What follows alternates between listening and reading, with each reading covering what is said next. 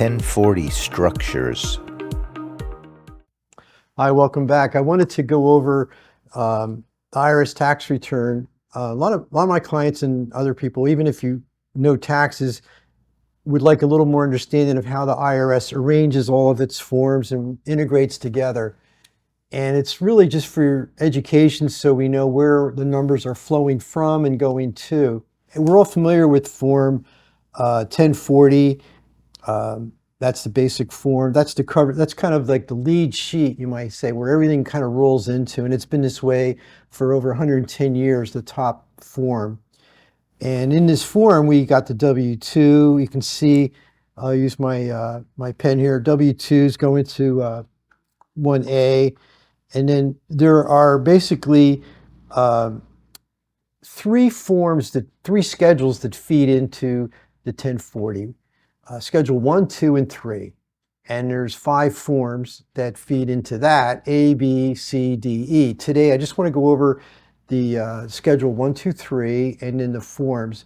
So when we talk, or you talk to your tax preparers, you can reference those forms and those schedules, and it will accelerate your communication, I know for sure, and give you a little more insight. So, as I said, the primary form, we'll come back to this, is the 1040. That's where everything rolls into. On this form, one of the key line items, line 8, in the more revised forms is Schedule 1. Schedule 1 is other income that doesn't fit on here. So you have your W-2, you have wages, other income is here, but anything that's not on the first page will get reported on Schedule 1. This is called additional income. And additional income is made up of all these items, 1 through 10, prizes, jury duty, cancellation of debt, gambling, other income, unemployment.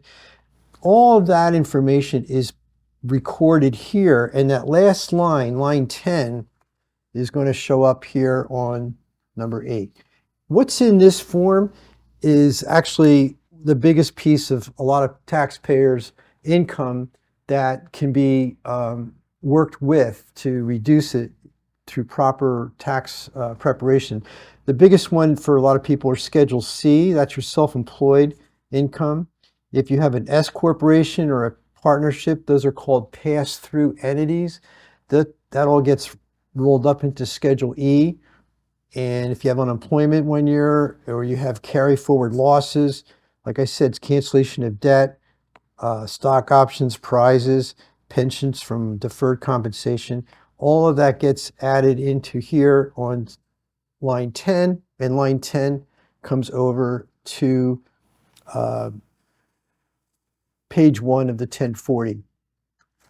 So that's Schedule 1. Schedule 2, it's exciting stuff, I know. Schedule 2 is additional taxes. This is the pain part, where you might have taxes that are not income taxes. We talked about unemployment taxes. That would be or self-employment taxes. Self-employment taxes from Schedule SC. That's where this will pop in. We went over that on another session. Or you had other taxes, household employment taxes, net investment taxes. The other taxes are all rolled up to Schedule 2, and that will be reflected on your back page. I'll show you later on where your taxes are added. And then Schedule 3 is credits and payments. So in Schedule 3, we like this form because this is where you get to post your credits and payments that you've made that will lower your tax amount due. Additional, the key word is additional. The main taxes that you've already paid are already on your tax return on payments, but taxes and credits, that's going to come in from Schedule the actual 2, and then your extra 3 is your credits. What are credits? Well, like if you worked in another country, you got a foreign tax credit. If you had some energy saving devices, windmills or solar or electric vehicles, plug-in, these are all credits that will roll up to line 8, and that will be right here on line 8 on page 2 of your 1040. So those are the schedule 1, 2, 3. 1 is other credits, or 1 is other income. 2 is taxes, other taxes, and 3 are credits and payments. And those 3 just expand and go back to page 1 and 2 of your 1040. All right, so in the next session, we'll talk about the Schedule A, B, C, and D, and how those work and fill into your tax return. Thanks for watching.